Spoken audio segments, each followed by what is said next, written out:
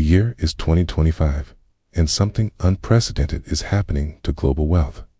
For the first time in 5 centuries, the financial center of gravity is shifting away from New York, London, and Frankfurt at a pace that would have been unimaginable just 2 decades ago.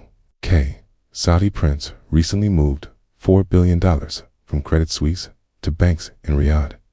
A Chinese tech billionaire quietly relocated his family office from Manhattan to Singapore. An Indian conglomerate just announced they're reissuing bonds in Mumbai rather than London for the first time in their 80-year history. These aren't isolated incidents, they're symptoms of the largest wealth migration in human history. We're witnessing roughly $100 trillion beginning its journey from west to east, from north to south, and this movement is about to reshape everything you thought you knew about money, power, and the global economic order. To understand the magnitude of what's happening, you need to grasp one simple truth. Since the age of exploration, wealth has flowed in one direction. The Spanish Empire extracted silver from the Americas.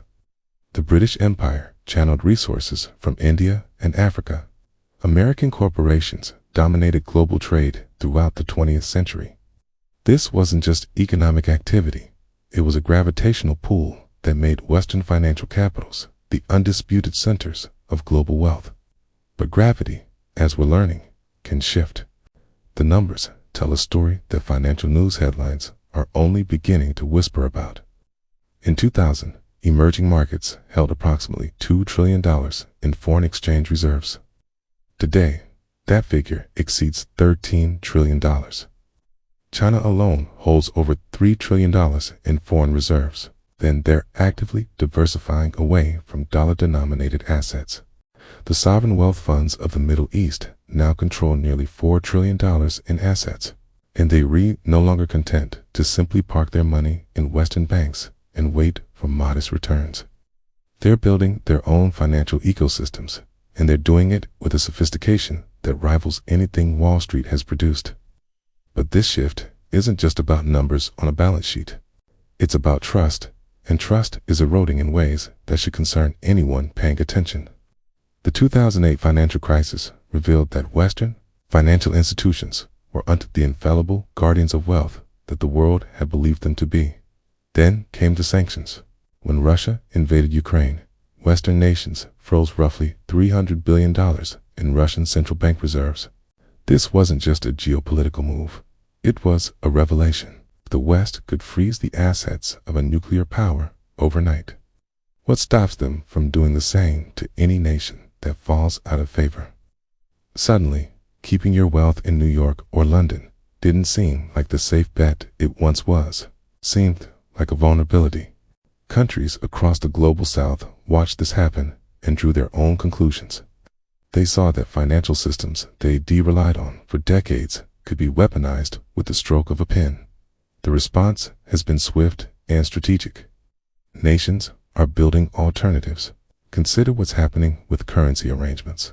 The BRICS nations, representing Brazil, Russia, India, China, and South Africa, have expanded to include Iran, Saudi Arabia, the UAE, Egypt, and Ethiopia. Together, these countries represent over 45% of the world's population and roughly a third of global GDP. They're actively discussing trade in local currencies, bypassing the dollar entirely. China and Saudi Arabia are conducting oil transactions in yuan. India is buying Russian oil in rupees. These bilateral arrangements might seem small individually, but collectively, they represent the slow strangulation of dollar dominance. When the Saudi energy minister casually mentions being open to selling oil in currencies other than dollars, that's not just a policy statement. That's the sound of 50 years of petrodollar supremacy beginning to crack. The infrastructure being built to facilitate this shift is equally telling. China's Belt and Road Initiative isn't just about building roads and ports, though it's doing plenty of that across 150 countries. It's about creating financial dependencies that run through Beijing rather than Washington. Every port built with Chinese financing, every railway constructed with Chinese loans, every power plant erected with Chinese investment creates a node in a new economic network. China has established yuan clearing banks in dozens of countries. They've launched the Cross-Border Interbank Payment System, or CIPS, as a direct alternative to SWIFT, the Western-controlled financial messaging system that underpins global banking. When Iran and Russia started using CIPs to avoid sanctions, it proved the system wasn't just theoretical. It was operational, effective, and growing. Meanwhile, the demographic and economic fundamentals are shifting in ways that make this wealth transfer almost inevitable. The average age in Europe is 44 years old. In Japan, it's 49. These are aging societies with declining populations and massive pension obligations. Compare that to India, where the median age is 28, or Africa, where it's 19. Young populations drive consumption, innovation, and economic growth. They create wealth rather than simply managing it. By 2050, Africa's population will reach 2.5 billion people. Nigeria alone will have more people than the United States. These aren't just statistics. They're the blueprint for where economic dynamism will flow. Capital follows growth, and growth is happening outside the West at a rate that's accelerating, not slowing down. The technology sector illustrates this shift perfectly. 20 years ago, if you wanted to build a tech startup, you went to Silicon Valley. There was no alternative ecosystem that could provide the talent, capital, and infrastructure you needed. Today, Bangalore, Shenzhen, Tel Aviv, and Singapore offer comparable resources.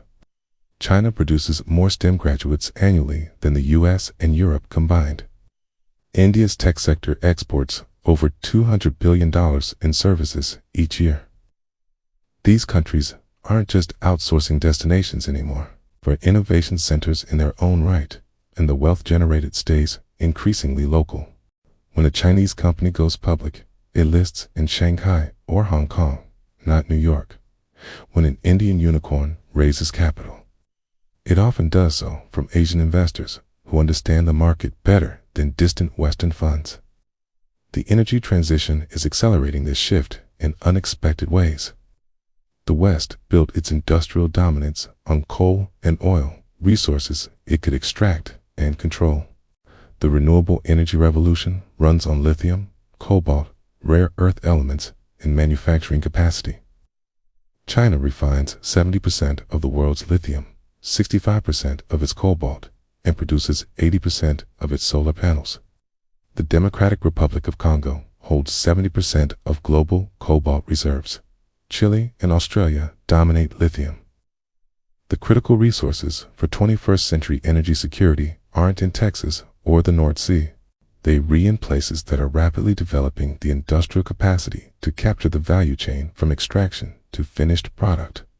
When Indonesia bans the export of raw nickel and instead builds its own battery factories, that's wealth that would have flowed to Western manufacturers now staying local. Real estate and physical assets tell another part of this story. Wealthy individuals from emerging markets used to buy property in London, New York, and Miami as safe havens for their capital. That's still happening, but the reverse flow is now significant.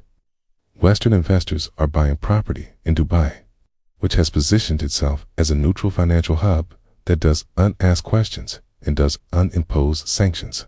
Singapore property prices have soared as Asian wealth stays in Asia rather than seeking Western addresses. The symbolic moment came when the Burj Khalifa, the world's tallest building, opened in Dubai rather than in any Western city. The next generation of mega projects, the $500 billion NEOM city in Saudi Arabia, the massive infrastructure builds across Southeast Asia, they're all happening outside the traditional power centers, and they're being financed largely by non-Western capital. The educational shift reinforces these trends. The best universities are still predominantly in the West, but that's changing faster than many realize. Tsinghua and Peking University in China now rival Ivy League schools in engineering and sciences. Students from emerging markets who once automatically sought education in America or Britain are increasingly staying home or choosing Asian alternatives. More importantly, they're returning home after graduation. The brain drain that once bled talent from the developing world to the West has slowed and in many sectors reversed. Indian engineers return to Bangalore. Chinese researchers return to Shenzhen. They're not returning to poverty or lack of opportunity. They're returning to booming economies where they can build wealth, own property, and live well, often better than they could in increasingly expensive Western cities. This isn't to say the West is collapsing or becoming irrelevant. The United States still has the world's largest economy, its most powerful military, and its deepest capital markets. Europe remains wealthy and innovative in many sectors, but the era of overwhelming dominance is ending. The unipolar financial world is becoming multipolar. The $100 trillion shift isn't a sudden transfer. It's a gradual rebalancing that's already well underway. Within a generation, the majority of global wealth will exist outside what we traditionally call the West, the companies with the largest market capitalizations, the banks with the most deposits, the currencies held in central bank reserves. The composition will look radically different from today. This isn't a future possibility. It's a present reality that most people simply haven't noticed yet. The money is moving, the power is following, and the world is transforming in ways that will define the rest of this century.